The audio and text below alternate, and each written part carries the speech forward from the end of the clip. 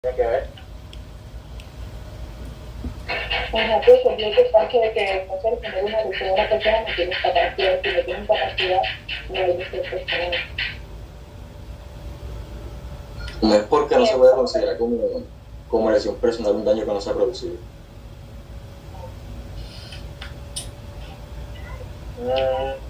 Más o menos también igual que Saray está por ahí.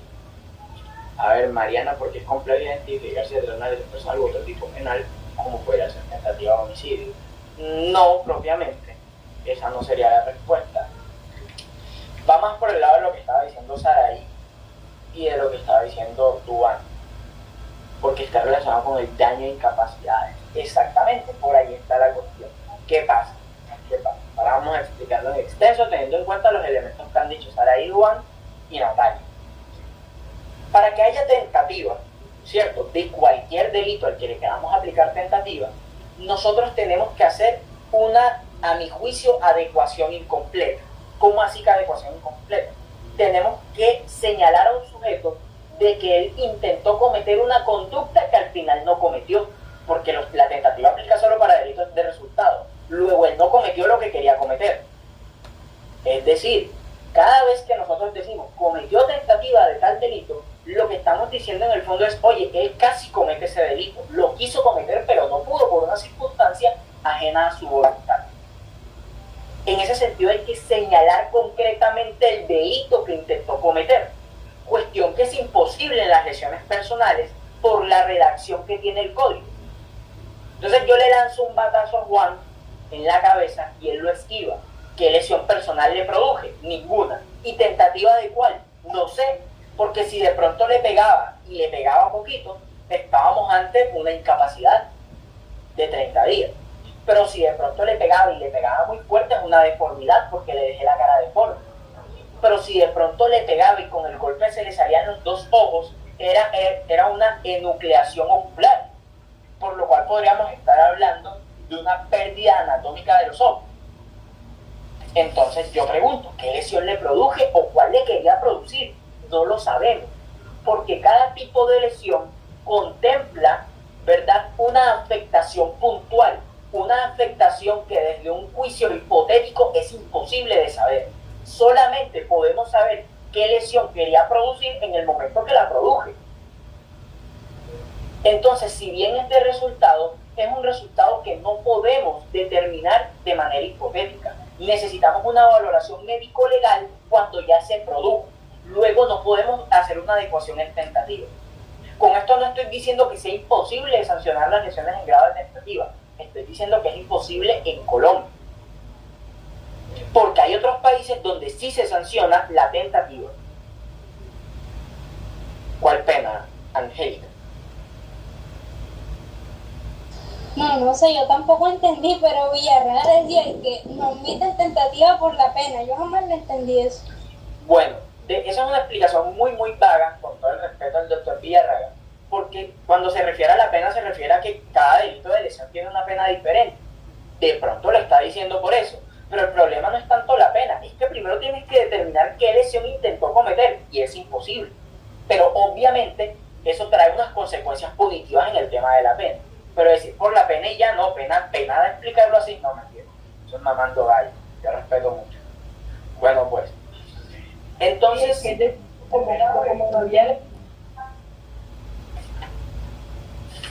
no entendí, Saray. Tienes ese micrófono complicado. Bueno, entonces yo estaba hablando de que las lesiones efectivamente, ya les expliqué por qué no pueden considerarse en tentativa. Ojo con eso. No lo pueden perder de vista porque esa es pregunta de parcial. Las lesiones en sí constituyen un daño a la integridad psicofísica de la persona, ¿verdad? Como les decía, el daño, sí, y ya vamos a llegar ahí y les voy a explicar por qué es así. Entonces, el daño puede recaer sobre la integridad anatómica, puede recaer sobre la estructura ósea, en general sobre cualquier aspecto de la integridad psicofísica de la persona. La clasificación de las lesiones personales se da en dos grandes grupos, o un gran grupo y un grupo pequeño, y son las lesiones personales simples y las lesiones personales complejas. Las simples es solamente la incapacidad para trabajar por la enfermedad es decir, es el tiempo expresado en días que gastan los tejidos lesionados en recuperarse. Entonces, si de pronto yo tengo una lesión que simplemente me causó una incapacidad de 10 días, eso es lo que puedo perseguir penalmente, ¿no? Es la incapacidad para recuperar. Esas son las simples, porque es la simple incapacidad. Pero luego ya entramos a las lesiones personales complejas, que además de causar una incapacidad para trabajar o una enfermedad, dejan unas secuelas que se reflejan en los distintos tipos penales. Por ejemplo, el 113 habla de deformidad, y la deformidad es la alteración expresa y ostensible de la simetría estética.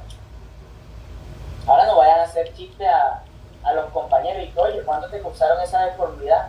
Tú no has ido a poner la denuncia, ¿no? Gracias. Angélica, que se la pasa haciendo bullying. Y la deformidad puede ser transitoria o puede ser de carácter permanente, ¿no?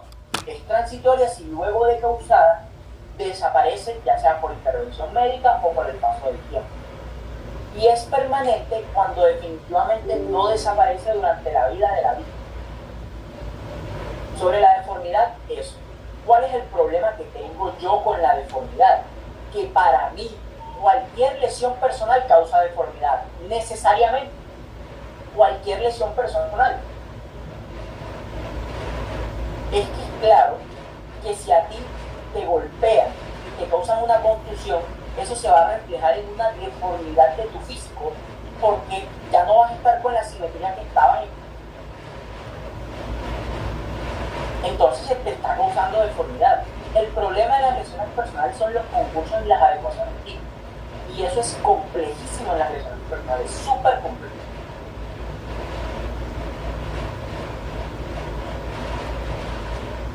Perturbación funcional que hace referencia a la alteración orgánica que no permite el correcto funcionamiento, ¿verdad?, de las funciones de la persona. O sea, en síntesis, las funciones de la persona no se pueden realizar con normalidad por culpa de la lesión. Esa perturbación, ¿verdad?, puede recaer sobre un miembro, sobre un órgano, y generalmente es transitorio. No te permite por un tiempo determinado utilizar ciertas funciones. Por ejemplo, si entonces el golpe me produce que me cause una fractura en el brazo derecho, entonces yo estoy teniendo una perturbación funcional sobre el órgano de la aprehensión. El órgano de la aprehensión es la mano hábil de la persona. Ese es el órgano de la aprehensión. Entonces mi órgano de la aprehensión es la mano derecha. De pronto el de Saray es de la izquierda. Entonces, en la medida que la lesión me produce una perturbación, ¿verdad?, en uno de estos órganos, estamos hablando de una perturbación funcional.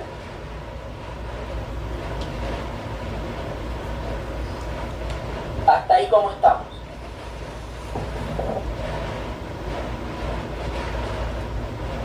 ¿Bien? Muy bien.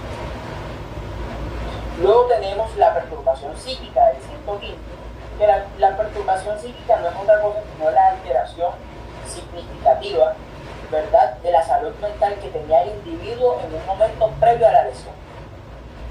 Eso se llama perturbación psíquica, que básicamente te están alterando o desmejorando tu salud mental posterior a la lesión causada. Esa perturbación puede ser tanto transitoria como permanente, ¿cierto? Entonces eso es como muy fácil.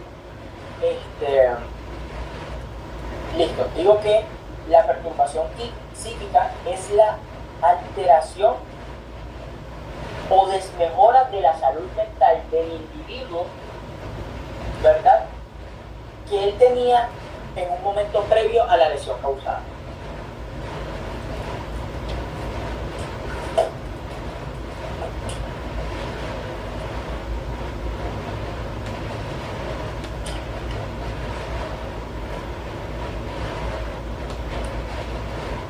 Y el 116, hay algo que yo no entiendo, digamos, que alguien me quiere tirar un machete, sí, ¿por qué no? ¿Y por qué no? Aún si no te causa una afectación puntual de manera física, tú puedes alegar que hubo una perturbación psíquica como consecuencia de la conducta del sujeto activo. Es totalmente adecuable típicamente porque está contemplada como un delito individual, o sea, la perturbación psíquica no tiene que ser consecuencia de otro tipo de lesión. Solita existe y se puede argumentar. Bien. Luego tenemos el 116, para mí una de las más importantes, que es la pérdida anatómica o funcional de un órgano o miembro. Sí, por ahí depresión, ansiedad, estrés postraumático, hay distintos tipos de afectaciones, ¿no? Pero sí, básicamente son temas de mejora de la salud mental. Por ahí insomnio, todo eso implica una mejora de la salud mental de la persona. Claro, un insomnio clínico. Bien, entonces la pérdida anatómica o funcional, ¿a qué se refiere? Se refiere a la extracción del órgano o miembro a nivel de su articulación con el cuerpo humano o a nivel de su tercio proximal. Cada vez que haya pérdida del tercio proximal, se entiende pérdida anatómica. ¿Qué es el tercio proximal? Tú tienes que dividir el brazo o el miembro en tres, la pierna, lo que sea, en tres, y el tercio proximal es el tercio más cercano al tronco. ¿Ok? Tienes que dividir el miembro en tres y ver cuál es el tercio que está más cerca. Entonces, si yo divido mi brazo en tres, lo más cerca es del hombro a más o menos el codo. Ese es mi tercio proximal. Siempre que hay una pérdida a partir del tercio proximal, se entiende una pérdida anatómica completa. ¿Ok?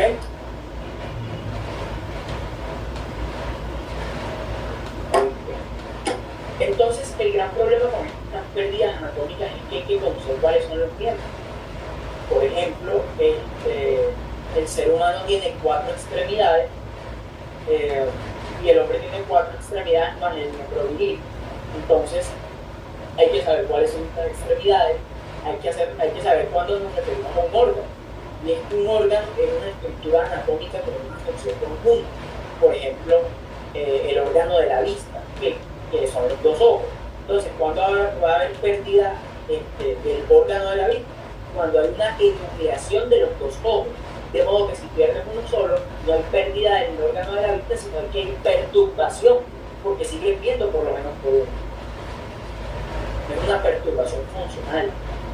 Entonces hay que conocer los órganos como para saber qué tipo de lesión es la que estamos contemplando. Por eso es el apoyo en medicina legal y por eso lo complejo de este tema, que hay que conocer los órganos. De pronto está el órgano de la reproducción masculina. ¿Y qué pasa si yo estoy peleando y me patean un testículo y lo aplasto? Para poder decir que hay una pérdida, ¿verdad?, funcional del órgano, tiene que ser que yo ya no pueda tener hijos. Pero si con un solo testículo yo puedo tener hijos, entonces ya no es una pérdida, es una perturbación. ¿Por qué? Porque sigue funcionando.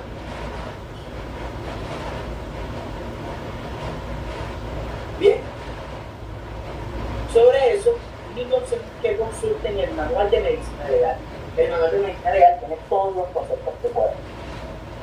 ¿Viste? Eso que usted estaba diciendo, Mariana, está el documento de medicina legal. No lo tengo a la mano ahora mismo, tendría que buscarlo full, pero sí, o sea, hay un documento de medicina legal que tiene todos los conceptos, define hasta qué es el rostro, ¿no? Porque de pronto no una deformidad en el rostro, ¿y qué es el rostro? Entonces ese documento te define de dónde comienza el rostro y dónde termina. ¿Y cuál es la diferencia entre el rostro y la oreja? Y parece algo evidente entre todo eso. Yo les digo, consulten el manual de medicina legal, que es muy bueno para entender. Si no lo consiguen, me lo consulten. Pero si no lo consiguen, porque no voy a buscar ahí de verdad. Eso es cansón estar buscando en ese montón de documentos que tengo desordenado.